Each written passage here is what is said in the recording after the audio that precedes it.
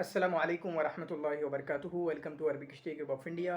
Arabic study group of India में हम आपको खुशामदीद कहते हैं और आपका इस्तकबाल करते हैं। अगर आप हमारे चैनल पर नए हैं तो प्लीज़ चैनल को सब्सक्राइब कीजिए और अपने दोस्तों के साथ ज़रूर शेयर कीजिए। तो आज की वीडियो में हम बात करेंगे कि किस तरीके से अब आपको आगे जाना चाहिए, किस तरीके से आपको अब अपनी तैयारी करना चाहिए, क्योंकि आप जानते हैं जैसा कि अभी रिज़ल्ट आया है और इस रिज़ल्ट में जून 2023 का ये एग्ज़ाम था जिसका रिज़ल्ट आया है। अल्हम्दुलिल्लाह हमारे यहाँ से काफ़ी बच्चों ने जीआरएफ निकाला, नेट अच्छे मार्क्स से क्वालिफ़ाई किया है और ये बात कहने में हमें फ़ख्र महसूस हो रहा है कि शाहीन बैच से ही अल्हम्दुलिल्लाह शायद अरबिक में जो सबसे हाईएस्ट मार्क्स हैं यानी 250 जो मार्क्स नंबरात हासिल किए हैं वो हमारे ही कोर्स के शाहीन बैच के एक स्टूडेंट ने हासिल किए अल्हम्दुलिल्लाह।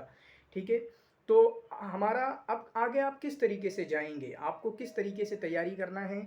और उससे पहले मैं आपको बता देना चाहता हूं कि अगले एग्ज़ाम के लिए दिसंबर 2023 के एग्ज़ाम के लिए हमारा शाहीन बैच का तीसरा सेशन जो है, बल्कि चौथा सेशन जो है, वो बैच आपका लॉन्च हो गया है। 14 अगस्त से क्लासेस शुरू होंगी। वहाँ पर आपको जैसा कि आप जानते हैं हमारी क्लासेस की खुसूसियात क्या हैं, किस तरीके से आपको समझाया जाता है, किस तरीके से आपको पढ़ाया जाता है। साथ में जो नोट्स हैं उनकी तारीफ़ भी आपने सुन ली होगी अपने बहुत सारे सीनियर्स के ज़रिए या जिन्होंने तैयारी की है। ख़ुद यही जो रैंकर हैं, पहले जो टॉपर हैं 250 मार्क्स वाले, ख़ुद ये इन्होंने हमारे नोट्स की तारीफ़ की है और इसी तरीके से क्लासेस की भी तारीफ़ की है। और साथ में उन नोट्स को अपडेट किया जा रहा है, जिस तरीके की एग्ज़ाम की डिमांड है उनको और अच्छा बनाया जा रहा है, या इस तरीके से जो चीज़ें पहले मौजूद नहीं थीं और बहुत सारी चीज़ें डाली जा रही हैं।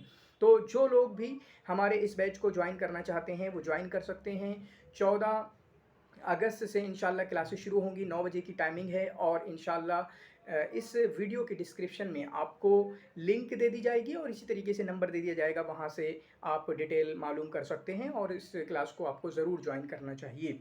इसी तरीके से जो मेरी बुक आ रही है बाक़तुल अज़हार, तो बाक़तुल अज़हार जो कि PYQs और इसी तरीके से उसके अलावा और तकरीबन 60-70 सफ़हात हैं एडिशनल मालूमात, जिनसे आपकी काफ़ी ज़्यादा हेल्प होगी, जो और कहीं किताबों में नहीं मिलते हैं।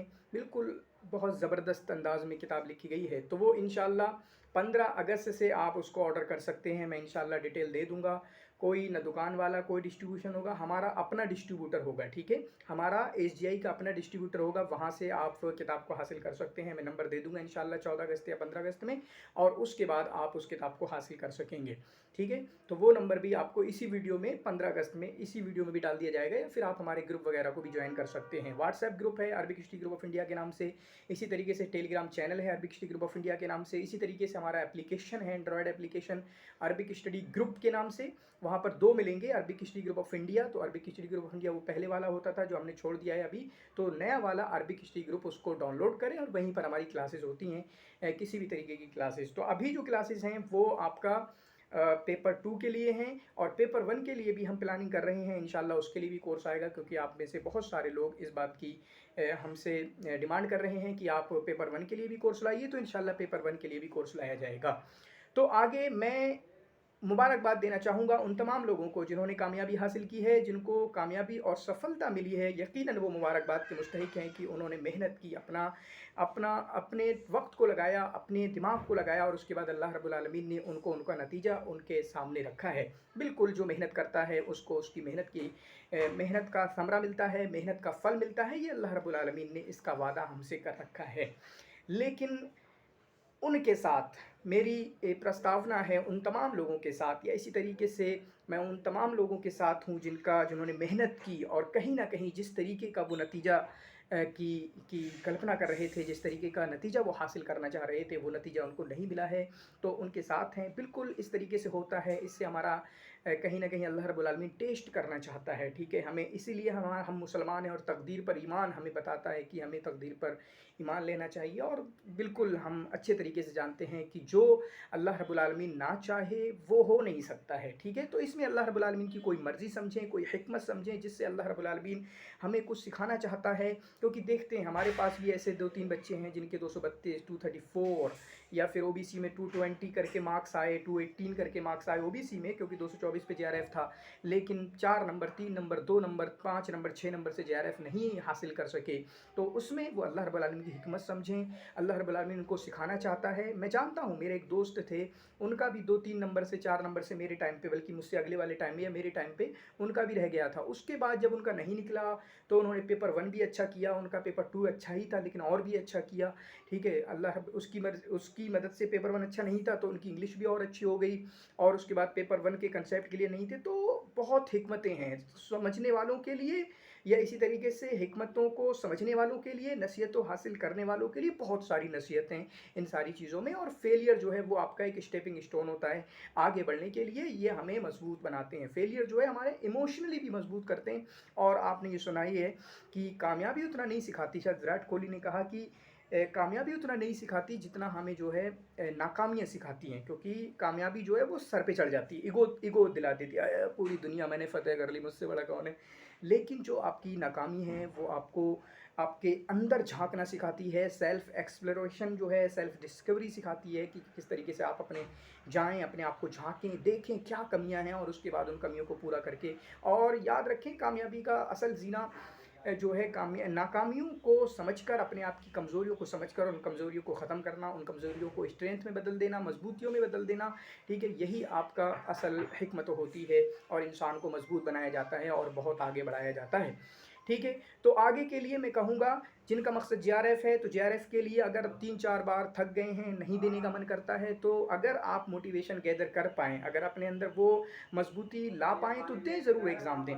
और देखो एक बात और मैं कहना चाहूँगा, जिनका एमए हो गया है तो वो नेट तो ज़रूर निकालें, आखिर तक मेहनत करें, जब तक मेहनत कर सकते हैं, चाहे पीएचडी करें ना करें। मेरी एक सोच है, बगैर जेआरएफ की पीएचडी नहीं करना चाहिए, ठीक है। वो तो दूसरे अंदाज में है, लेकिन बहुत सारे लोगों को इस तरीके से, ठीक है, वो पूरे एक डिटेल है क्यों नहीं करना चाहिए, वो कभी और कहीं किसी और चैनल पे, ऐसी चैनल पे बात करेंगे क्यों नहीं करना चाहिए, क्या क्या मसले हैं। मेरी अपनी सोच है, इसमें कोई मसला नहीं है। लेकिन जिनका भी एमए हो गया है, मैं कहूँगा कि वो नेट को ज़रूर ट्राई करें। उसकी वजह क्या है, चाहे आप फील्ड को छोड़ दें, चाहे आप कहीं भी चले जाएँ, घर पे रहती हैं जैसे लड़कियाँ होती हैं, मैंने देखा भी 2018 से, कल एक से बात हुई तो उनका एमए हो चुका है 2018 में, आज 5 साल हो गए घर पे बैठे हैं, सिर्फ नेट की तैयारी कर रहे हैं 21-22 तक। फिर 2-3 बार नहीं हुआ तो थक गया, फिर से मुझे कॉल आई कि सर बताइए क्या करें, ठीक है। तो मैंने समझाया, मैंने बताया देखो आपकी अरबी कमज़ोर है तो अरबी पे काम करो, बगैर अरबी का अब मैं और बोलता था ना, बगैर अरबी जिनकी अरबी कमज़ोर है अब तो उनके लिए कुछ रहा नहीं है।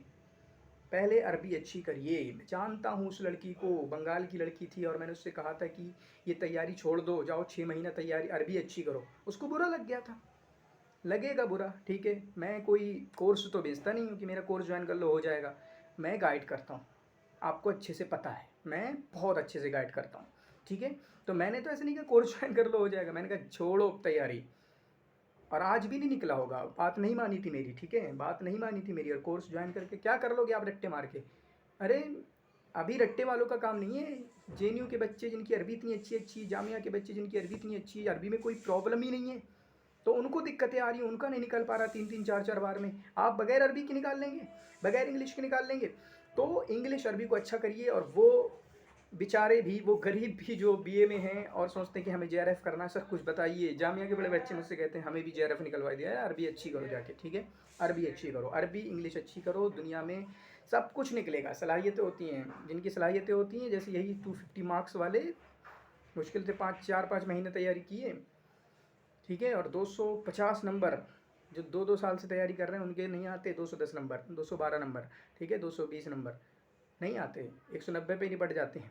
तो सलाहियतें बनाइए, सलाहियत होती हैं, ये सब चीज़ें आसान हैं, अरबिक अच्छी करिए, इंग्लिश अच्छी करिए। तो क्या कहना चाह रहा था, एमए अगर कर लिया है तो फिर नेट तो ज़रूर निकालें, फिर गिव अप का कोई मसला नहीं है। क्यों?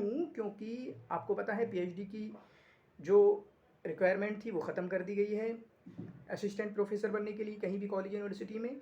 तो एमए होगा आपके पास नेट होगा तो आप कभी भी असिस्टेंट प्रोफेसर के लिए अप्लाई कर सकते हैं। बाकी जेआरएफ निकले, पीएचडी करें, मज़े करिए, और ठीक है, अच्छे से रिसर्च करिए, कुछ दीजिए इस हिंदुस्तान को अपनी रिसर्च के ज़रिए।